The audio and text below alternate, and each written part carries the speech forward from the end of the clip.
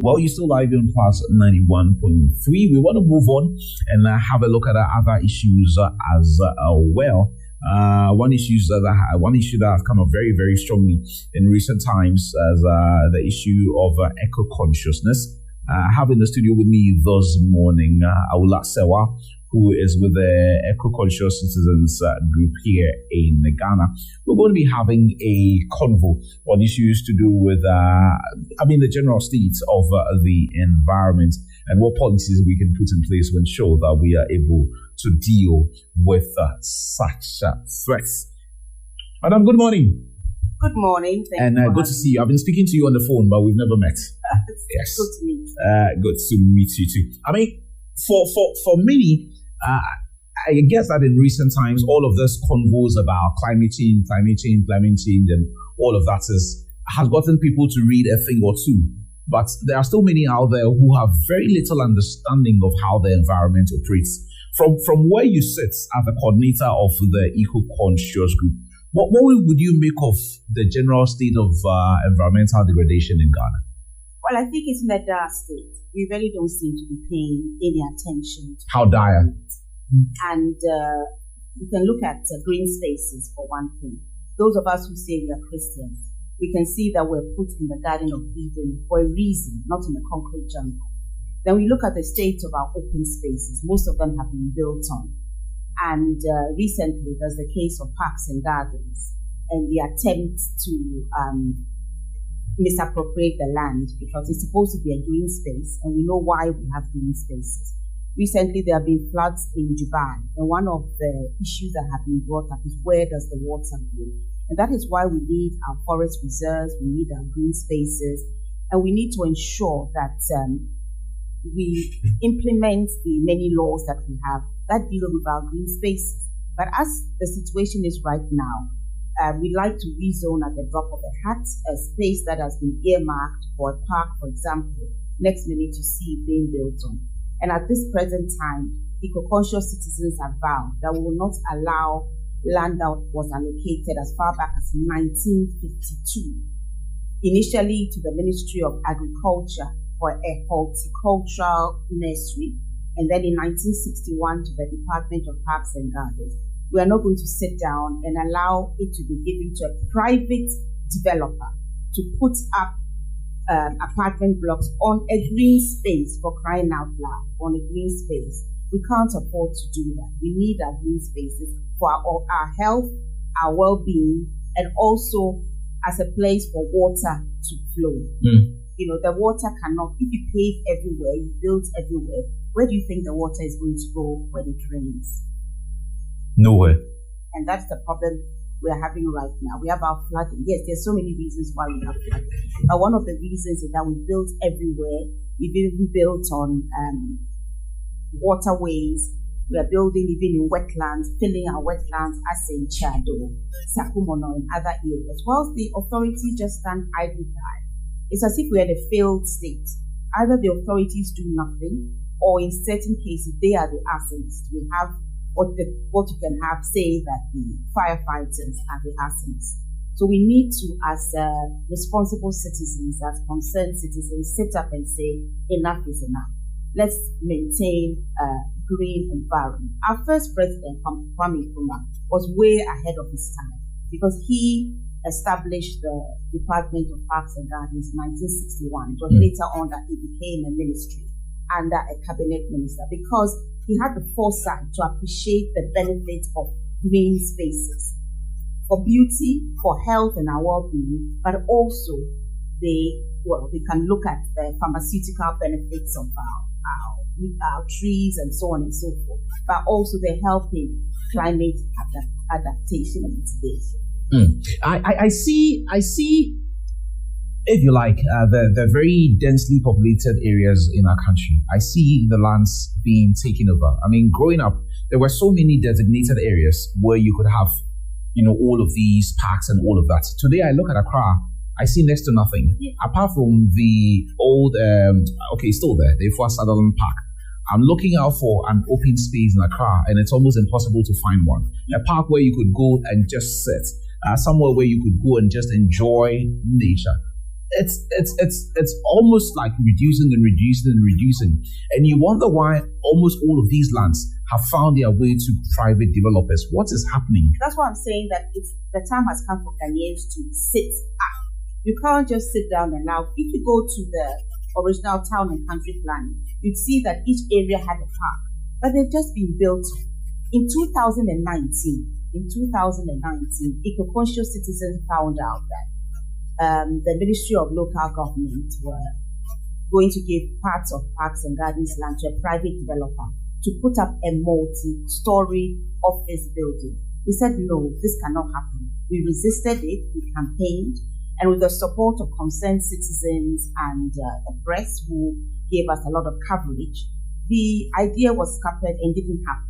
And I must say a big thank you to the Land Use and Spatial Planning Authority, because they were very clear that the land was allocated for horticultural purposes, is being used as a green space, and therefore should remain a green space. So they were not interested in rezoning the area, because that area is green city.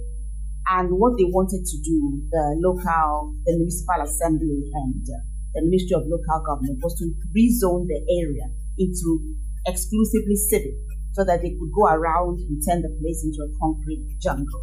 And it was resisted successfully. Unfortunately, as I said, there's been an attempt to reappropriate the land for a private developer. All we are very clear about is that the land was allocated in 1952. It was taken from the allodial owners. If you don't want to use it anymore for a horticultural nursery, you need to go back to the allodial owners. You cannot just give it to friends and family or whatever. It's just not on. You cannot give a public green space to a private developer. It's not done, and Ghanaians need to resist it.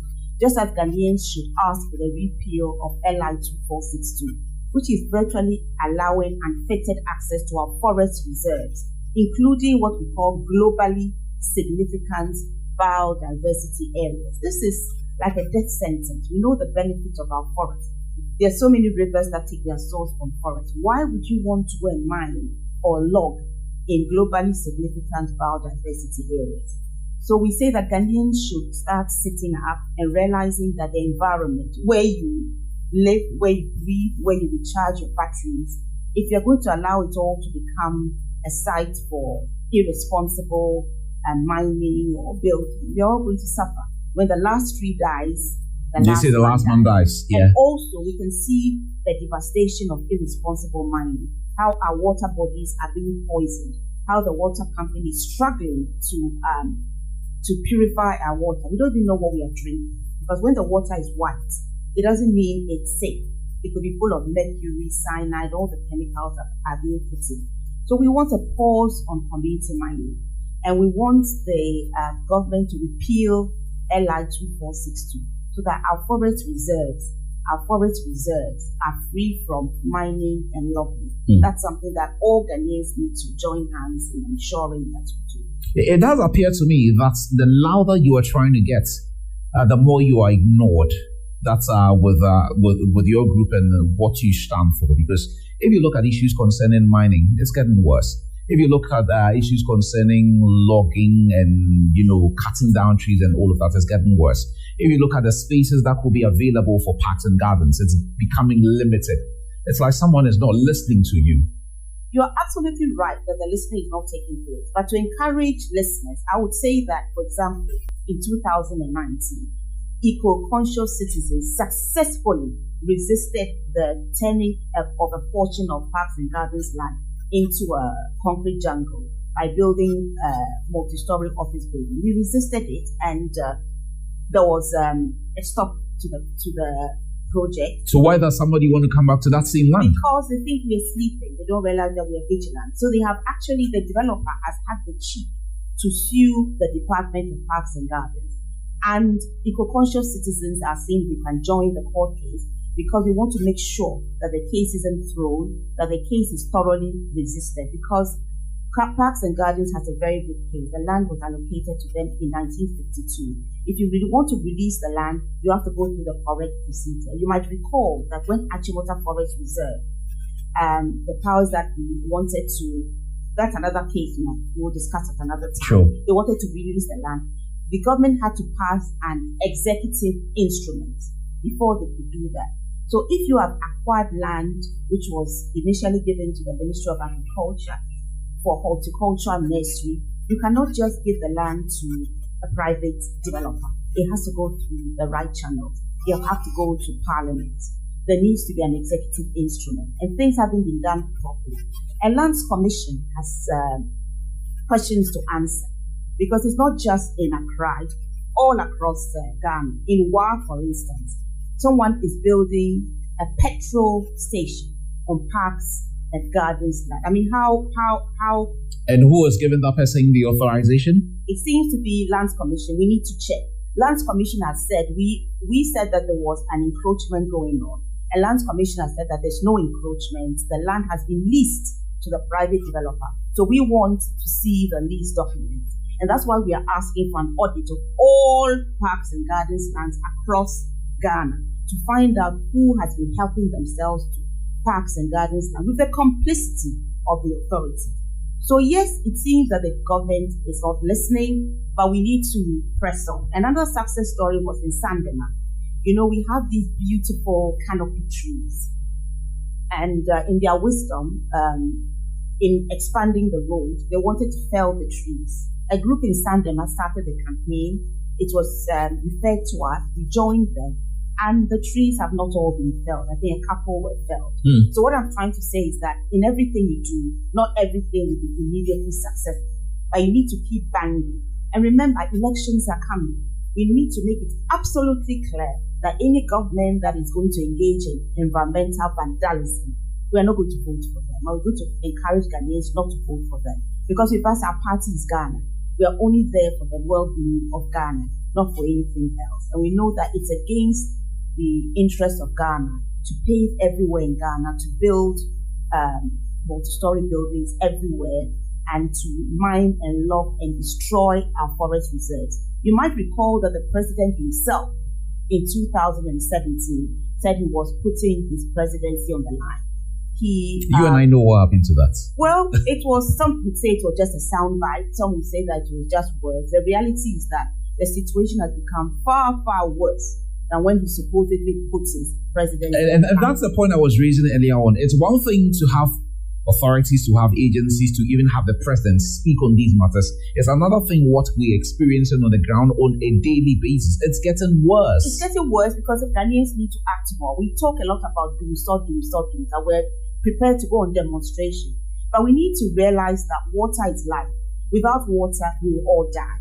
If we keep on poisoning our water bodies, we'll all die. So there needs to be a groundswell. Ghanaians need to sit up and say enough is enough. Those who have put their lives on the line are the journalists. For example, Erasmus Donko going to produce poison for gold and distraction for gold. I mean, he is facing death threat.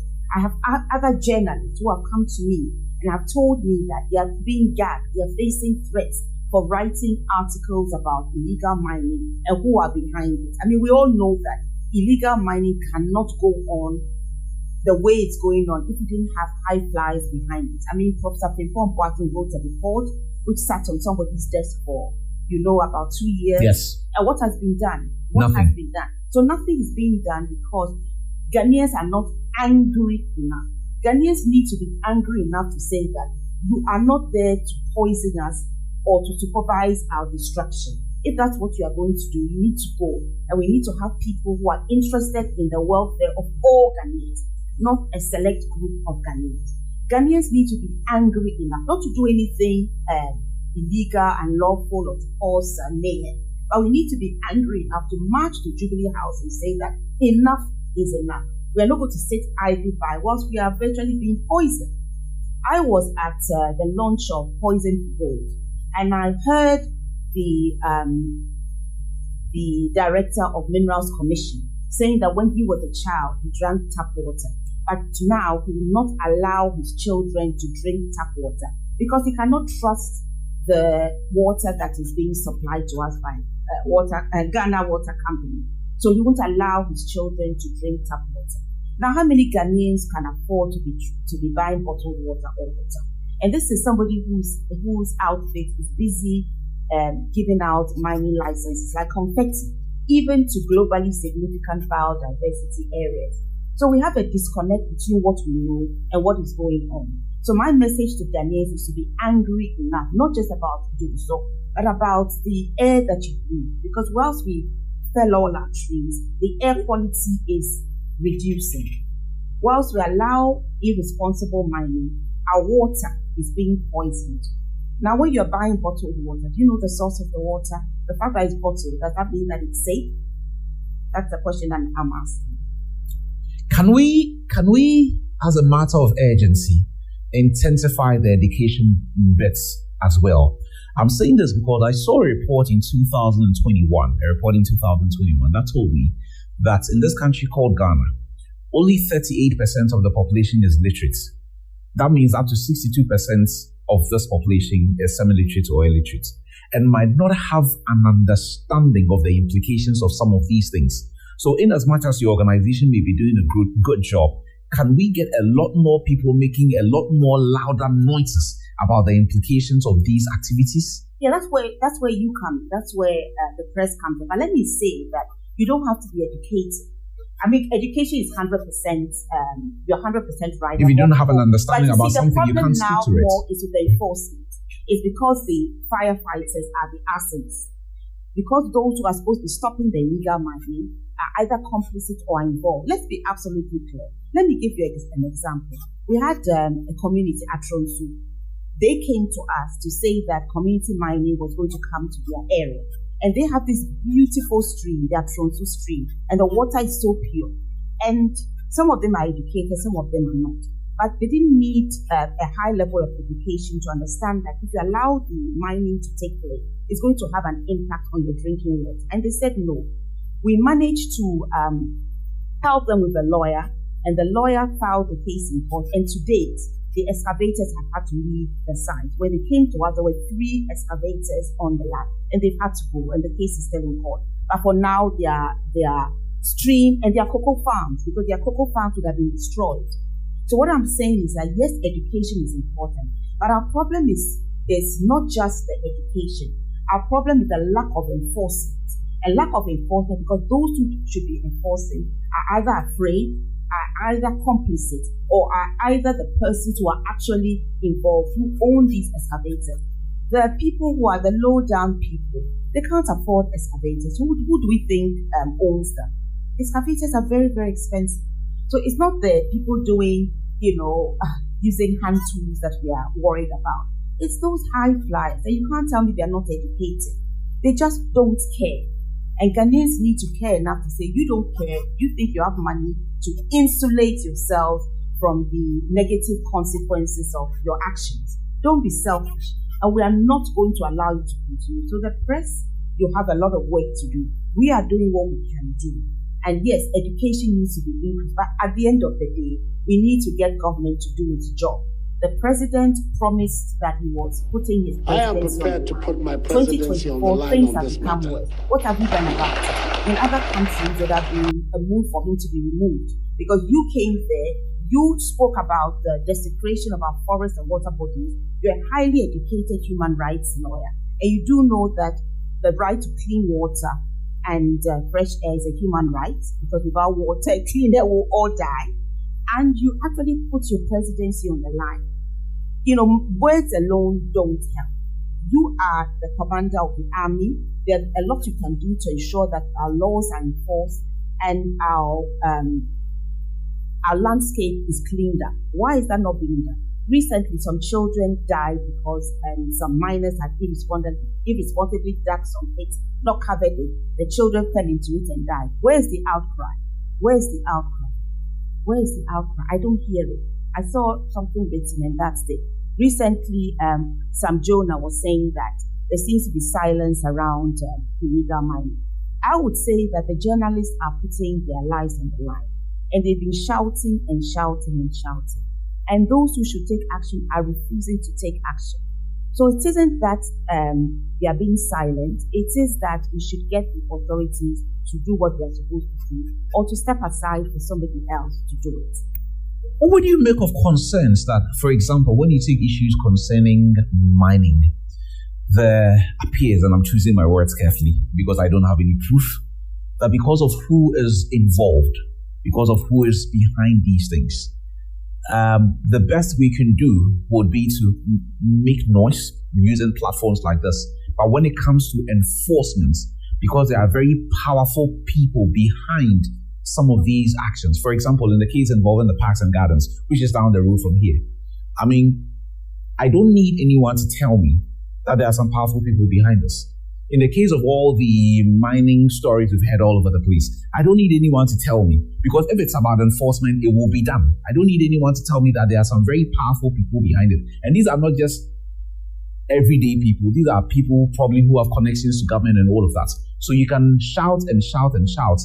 It will go nowhere. Well, I would turn it around and say that we shouldn't underestimate people's power. You had... you don't have to go very far and see so-called dictators who have been brought down by people's power. There's something known as people's power. And in fact, we do ourselves a disservice when we underestimate the power that we have. There's a place, I've forgotten the place, but the chief has come out to put signs that no mining in his territory. He's actually said that you come there at your own risk. And I heard him speak saying that if you come there, you don't return. He warned you that we don't want mining in our area. He said he had studied agri and he knows the detrimental effects. Now, I'm not advocating, I've said it already. I've always said that we should have direct action, but we should do everything lawfully. Now, if somebody were coming to shoot you right now, what would you do? You would defend yourself. So we need to understand that self-defense is something that we need to resort to. So communities need to stand up and say that not in our name. You cannot come to our areas and destroy our areas. And that in fact, the president himself said we should be active citizens and not spectators. So we are following the directive of the president and we are being active citizens. We are not allowing you to come and destroy our environment. And therefore, if they do that with the support of the press, other CSOs, they'll be successful. But you need to be angry enough to say, under no circumstances am I going to allow you to do this. Now look at the parks and gardens situation. Trust me, they are not going to build apartment blocks on the land. Trust me. We're going to resist it, and we're calling on Ghanaians to resist it because you are built on most of our parks. These are one of the last remaining parks in Accra. Why are we going to allow you to do that? We are saying no, and it's not going to happen. Mark my words, it's not going to happen. Okay, I like the confidence with which you say it's not going to happen. It is not going to. We are counting on you. We're counting on you because we're counting on you also. I think about 2 or 3 weeks ago. In my line of work, at a point I had too much on my plate, so I just wanted to, like, you find yourself in another jurisdiction and sometimes because of the pressures at work, you just want to step out, maybe walk on the park, just free the mind a bit. And I step out of here, as I'm here, where I am right now. I couldn't find a place within touching distance. I just ended up driving around just to clear my head, and then I drove all the way back. I couldn't find a place to go and say, okay, I just want to go there, quiet, peaceful, birds make some noise, or, some animals make some noise, green, nice, skies, nice weather, stuff like that.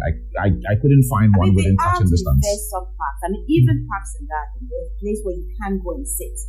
And Eco-Conscious Citizens donated some benches. You can go there, sit there, and sort of commune with nature as we are created to do. Because if you read about the Garden of Eden, the beautiful description, the Lord will come in the evening and we will commune with Him and nature.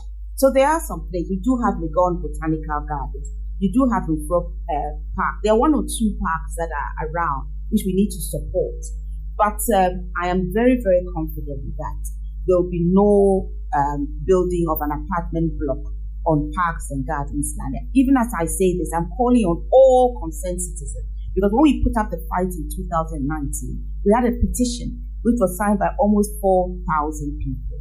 4,000 people may not sound great, but if you know how apathetic people are, 4,000 is a considerable number of people. So it's not going to happen. And if the press keep on harping on it, and so on and so forth, it can't happen. And I keep on saying that even the Land Use and Spatial Planning Authority has come out to say that it's a green space, an open green space, a public area, which should remain as such. So it's not going to happen. And all these other things happening, they will stop if Ghanaians make enough noise, as you said, and say that you are only custodians of the land. You cannot destroy the Ghanaian environment, because some of us have only Ghana to live in. We're not thinking of going anywhere else. So you have no right to destroy our environment and poison our water bodies. And talking about quietness and peace and serenity, let me say that tomorrow, that Wednesday, 24th April, is International Noise Awareness Day. Okay. And so we have a program on Zoom. I'll give you the link, where we are marking it and where we've invited the EPA to come and tell us how to curb noise pollution, because we have a lot of complaints. Because, a green space, quietness, they all go together. And clean air, they all go together. And so many people complain about noise pollution from religious organizations, from Bola taxis, from people selling goods who put the loudspeakers on the vehicle and disturb the peace, whilst the authorities stand idly by.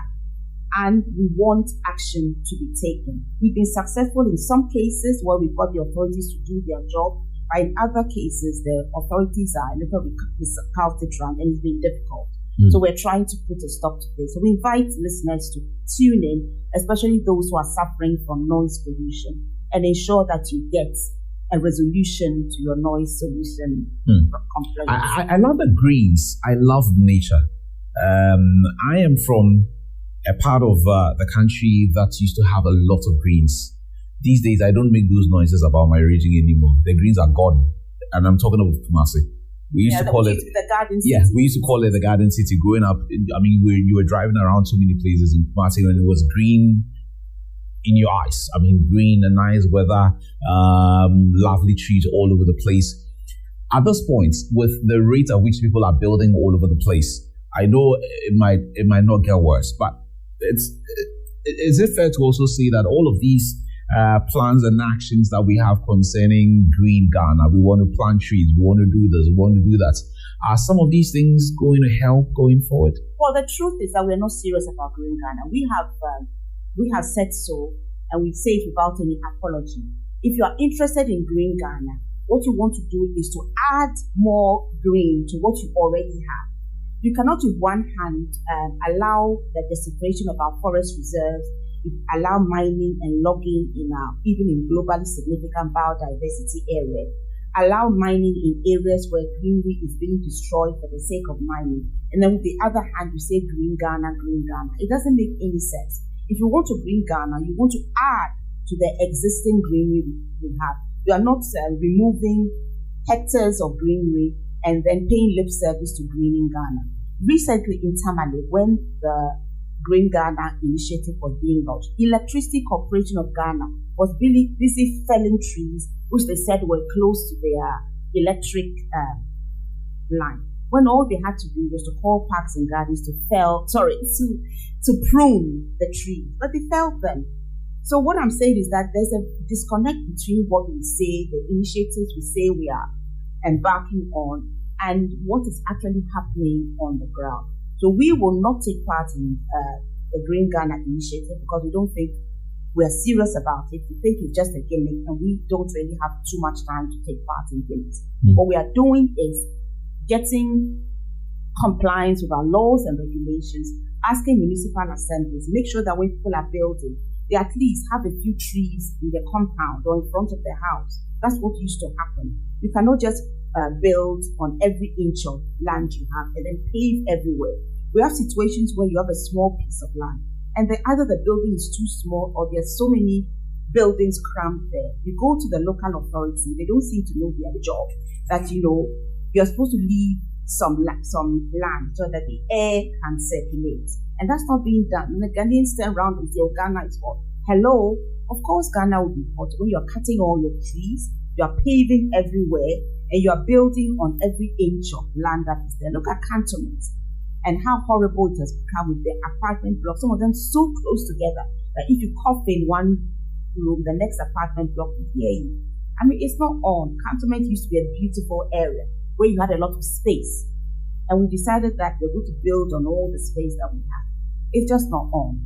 But all is not lost. And I keep on saying that the ball is in the hands of Ghanaians. If we are angry enough about what is going on, we can effect change. There may have to be some removal of buildings that can be done, and the replacement of those buildings with greenery. It can be done. Where people have built where they shouldn't build, something can be done about it. And that will send a clear message. But it doesn't matter whether you moved into the house or not. If you move where you shouldn't, if you build where you shouldn't build, you'll be held accountable. There'll be no regularization. How do you regularize an illegality? It's only in Ghana that I hear this happening. Well, if you just joined us now, we're still live on Class 91.3. I'm having breakfast with the coordinator of the Eco-Conscious Citizens Awula Serwah. We've raised all of these concerns. We've discussed all of these issues. I think that once we've been able to identify these challenges, it's only fair that we try to find solutions or try to find an antidote to these things as well. One thing that I almost always ask when I meet organizations like yours, okay, so you know your stuff, you're doing what you can do under the circumstances, but is there a chance you've been able to, for example, push authorities to, let's say, can we run with this policy? Can we do this? Can we do this? And from whatever conversations you've had with them, they appear to be listening to you and hoping to run with the suggestion that you've given. You see, the problem with Ghana is that all the policies are there. We don't need any new policies. So what we try to do is to ask them to enforce or go by their own policies, because the policies are there. For example, we're talking about wetlands.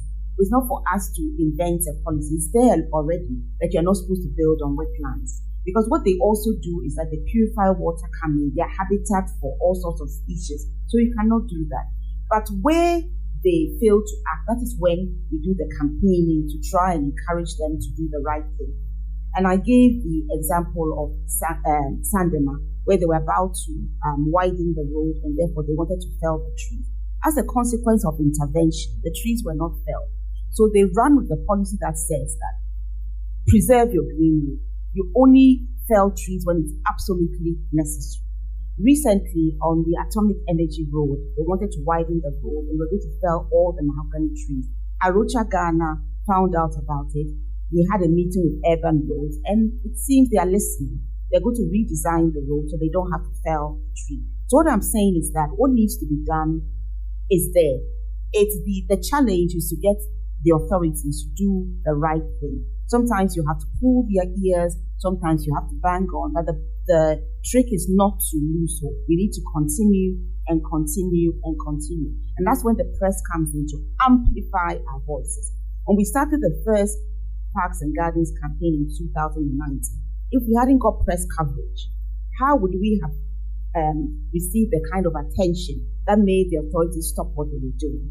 Again, the attention is coming. I think TV3, Johnny Bites has done an expose, and Class FM has covered it, GH Environment has covered it. So many, I think GBC has covered it, and City has covered it. With all the focus on parks and gardens, I guarantee you that you'll not see an apartment block being put on it. And coming forward, we need all the political parties, because the land grab is not just the current government. Let's be absolutely clear. Yeah. So we need everybody to realize that when you come to government, is to serve the people, to improve the country. It's not to get rich, loot, and share the assets amongst family and friends. That's not why you're coming. If you do that, we have to find ways of getting governments to leave, even when their term is not over, not through a military coup, but through democratic means. If they are not prepared, you hit the streets. Pile some pressure. Yes, mount the pressure, and no violence, no burning of cars, no violence. You can do it peacefully. I mean, I remember, to digress a bit, I remember when we wanted to stop in the UK, wanted to stop the bombing of Syria. We went on a demonstration and it was peaceful. And the UK did not go ahead and bomb Syria. It doesn't always work. We went on a march against the Iraq war because we didn't think it would serve any useful purpose. We marched in our hundreds of thousands, and it didn't work. The government still went and bombed Iraq, and we are living with the consequence. Al-Qaeda and all those things were not heard of before the bombing of Iraq. ISIS and all that, they were created by the vacuum. People foresaw it and said, leave it alone. There are other ways of doing what you want to do. So yes, you can hit the street. Sometimes it works, sometimes it doesn't work. But we, the people, will be held accountable. If we just sit down and say, oh, what can I do? There's a lot you can do. There's nothing that rivals people's power. People's power is really, really strong. You're not always listened to, but that doesn't stop you from always making the effort. So do what you can and leave the results to God, especially if we claim we are religious people, because we believe He's in control. But He will hold us accountable because we are told to take care of the environment. So it's not by building a national cathedral that we are showing that we believe in God or we want to do something for God. It's by doing what He's asked us to do. Obedience is what the Lord requires of us, obedience. And He has commanded us, mandated us to take care of the environment. We don't take care of the environment by building on all our green spaces. We don't take care of the environment by desecrating our forest reserves that He created for it. We don't take care of our environment by polluting our beautiful water bodies that He has given us. And that is an indictment on those who don't see. Well, we're going to be wrapping up the conversations very soon, but I also want to touch base on one thing that I've seen happening in other parts of the world where they appear to be leading these conversations, if you like, with, I want to avoid the use of the word celebrity. I would want to rather prefer using very influential people who have a way of connecting to people in very high places. And when they speak, you would listen. Perchance, is this something that your organization or your group has thought of, roping in all these very, if you like, known faces, familiar voices who can help, prosecute such an agenda?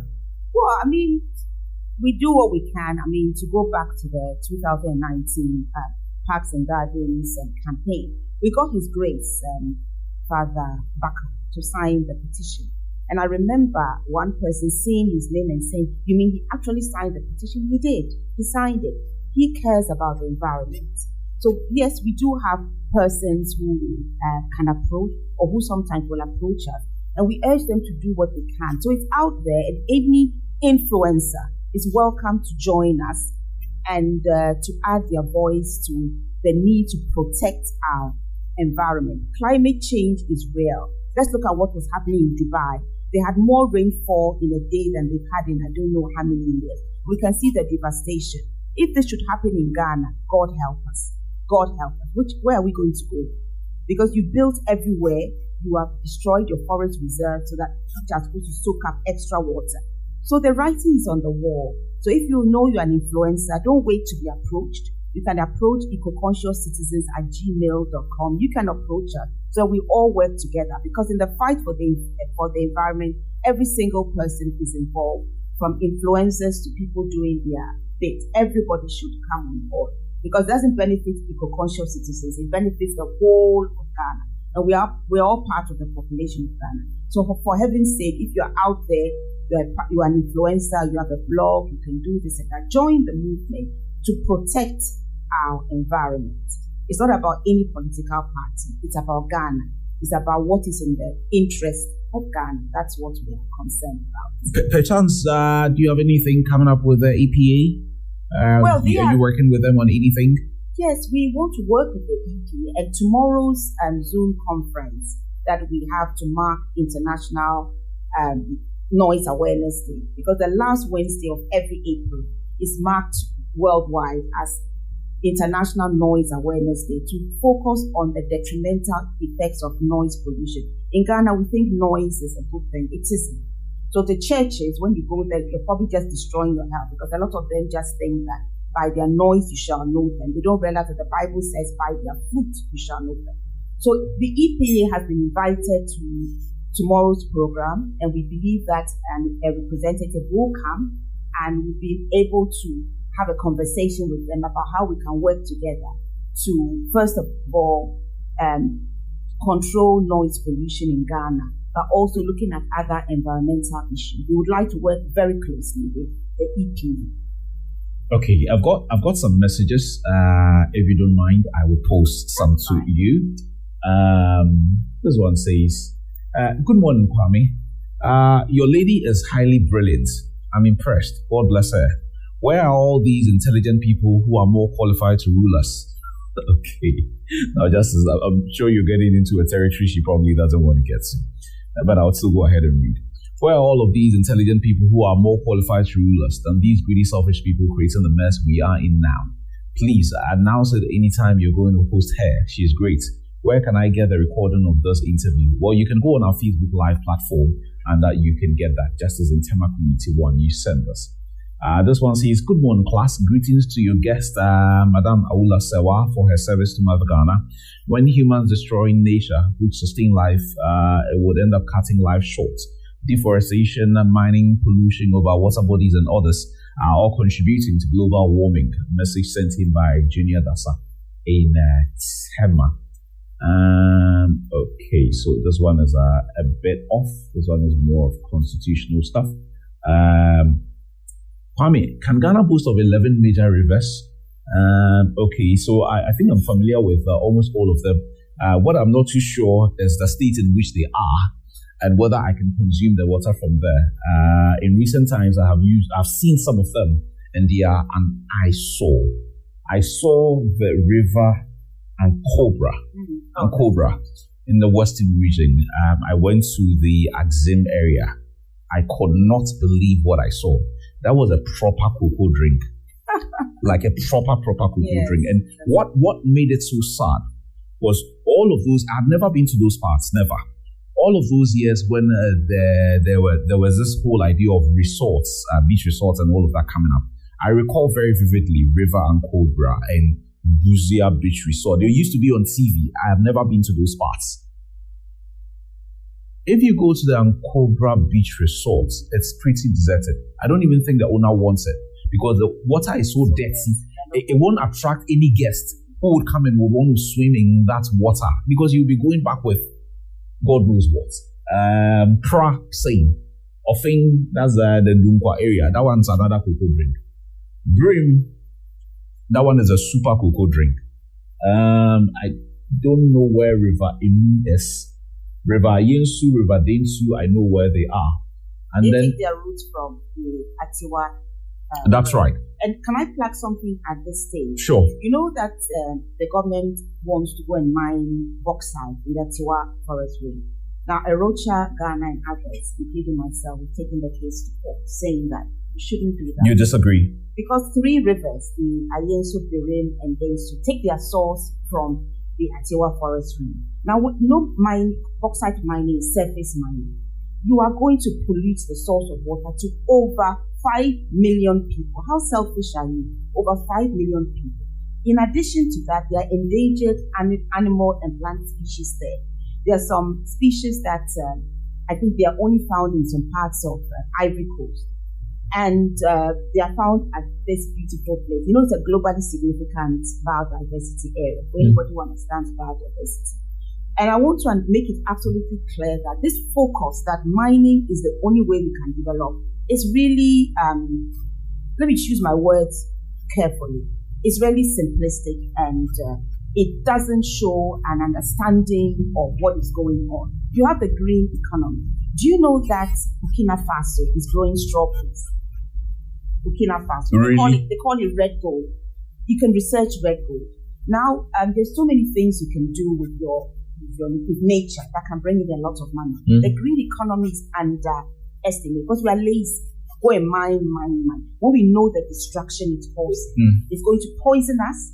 You know, there's a rise in kidney disease. When we went for the launch of Distraction for Gold, we have a pathologist coming in from Kumasi talking about the increase in maternal deaths and then deformed babies, talking about analyzing the placenta, and it was full of mercury.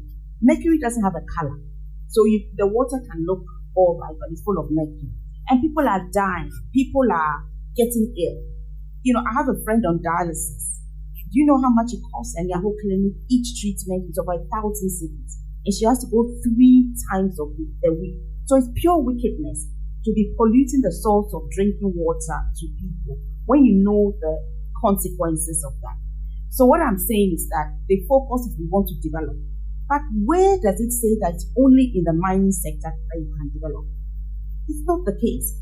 And then now I'm going back to Atronsu. Their water is now being polluted by Ghana Bauxite Company. They've gone into the forest reserve and they piled sand. They want to build a road. So anytime it rains, the sand falls to the water source and pollutes their water. They reported it, and it was only when a report was made by, I believe, Ghana Environment Group that we found the EPA rushing to the site to take samples of the water. We are yet to find the report. So let's disabuse ourselves of the idea that it's only by mining that we'll make money. For example, the neem leaves, they are sold outside at a premium. And we are just destroying them. And that's why Professor Dwomoh-Agyemang said, when you destroy a forest, you destroy a pharmacy. And then I remember going to one of these talks about mining and somebody talking about snails. The slime the snails have. He said they are used in anti-aging products. In Africa, we embrace our gray hairs, we embrace age because it goes with wisdom. So when you see my gray hairs, I'm supposed to be a little wiser than I was maybe 10 years ago. But in the West, they're obsessed with youth. They don't want to have any wrinkles. Yes. So apparently, I don't know, but this is what I told and I researched it and it appears to be true. The slime from snails is used in these anti-aging products and they are very, very expensive. So there are so many things we can look at and not just focus on mining. And let's be clear, we've had so many governments. We've had, the visionary, exceptional First President Kwame Dwomoh-Agyemang. We've had so many others who have come. Do you think that none of them knew that you could mine bauxite at Atiwa Forest Reserve? Why do you think President Kufuor didn't go and mine bauxite there? Why do we think that President Mills didn't go and mine bauxite there? Is it that they were ignorant of the fact that you could mine bauxite there? It's because they put the country first, realizing that mining bauxite there will pollute the waters that we have and will become what the others are becoming. And it will destroy the landscape. That's why we said it's a no-no. In 1926, before the people ruling us, some of them were born, in 1926, Atiwa Forest Reserve was made a forest reserve. 1926. Why do we in 2024 want to go and mine in a forest reserve, a globally significant forest area? I think that we should be angry enough to say no. These things should not happen. And I thank those who have made positive comments. I say thank you very much. We are doing our best and it's good to see that's appreciated. But we urge you to join the movement, not necessarily the Eco-Conscious Citizens group, but to join the environmental movement, which is saying that no to the desecration of our forests and green spaces, and yes to the protection. And add your voice to saying no building on parks and gardens land. It's supposed to be a horticultural nursery. The only buildings are, for example, the offices where the staff are. Because they can't be just standing there. They need offices. Those are the only permitted offices. The rest of the area is supposed to be a horticultural nursery. Let's keep to it. This was set out in 1952. What rights do we have to sort of destroy the legacy that we came to find? And let's think of the unborn generations. We will go one day. What about our children and our children's children?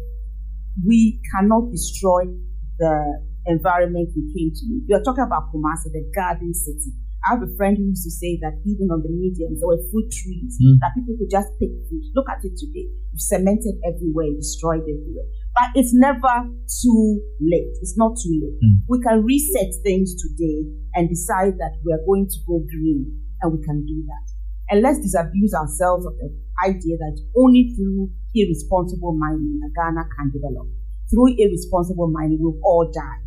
Because we are signing our death warrants right now. We don't know what we are drinking. That's interesting. Any final thoughts you'd want to share with us before? I'll just say that the environment is very important. God placed us in the Garden of Eden for a reason, not in the Garden of concrete. And we need to recharge our batteries from time to time. Sometimes we sign agreements that we should never have signed, maybe because we hadn't recharged our batteries. There was noise everywhere. So remember that excessive noise kills. That's why you have International Noise Awareness Day. So join us, find out more about the damaging effects of noise. It's not just your hearing loss. You can also get cardiovascular disease through excessive noise. We have a video from a doctor which we can send to you. So it's not just the hearing loss, which is important enough. So when your churches are making so much noise, tell them that it's not glorifying God. God is not deaf. And my last thoughts are that let's see the importance of a clean, green, serene, and healthy environment. That is where we can grow and thrive. Thank you so much. Clean, green, serene environment. I love that one. Madam Awula Serwah is the coordinator of the Eco-Conscious Citizens Ghana. We had breakfast with her, and I'm sure that you've been educated listening to her this morning. Thank you so much, and we appreciate your time. Thank you for having me. Well, you're still live. You're on Class 91.3 FM. This is all we have.